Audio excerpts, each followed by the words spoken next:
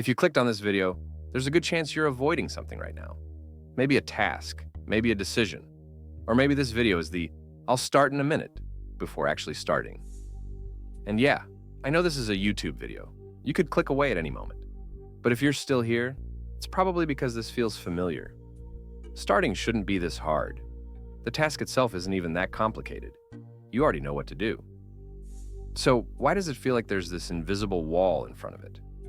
Most people label this procrastination, or laziness, or a lack of discipline, but most of the time, it's none of those. What you're feeling is resistance, and it shows up before the work even begins, not during the task, before it. It's that moment where you sit down, open your laptop, stare at the screen, and suddenly everything else feels more important. You check your phone, you fix something that didn't need fixing. You tell yourself you'll start in 5 minutes. That doesn't happen because the task is hard. It happens because starting requires a mental shift. You're moving from comfort to effort, from stimulation to focus, from passive to active, and your brain doesn't like that switch, especially in a world where reward is instant. Scroll, tap, refresh. Something happens immediately, but real work doesn't work that way. At the beginning, there's usually nothing. No reward, no feedback, just effort. So your brain hesitates. It looks for an escape.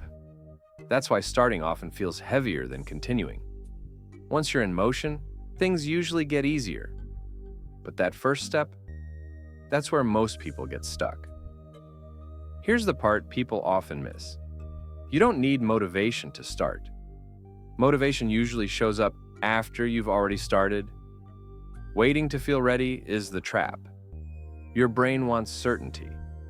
It wants reassurance that this will be worth it. But clarity doesn't come before action.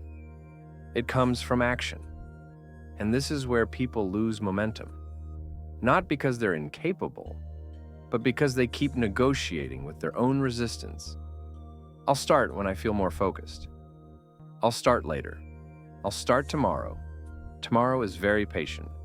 So what actually helps? Lowering the cost of starting. Not finish the task. Just begin it. 1 sentence, 1 file open, 2 minutes. Starting small isn't a productivity trick. It's a way to bypass resistance. Because resistance doesn't care how capable you are. It only cares whether you cross that first line. Most people never do. They stay thinking, planning, preparing, and then they call it procrastination. But the real problem was never effort. It was the start. If this feels uncomfortably accurate, that's a good sign.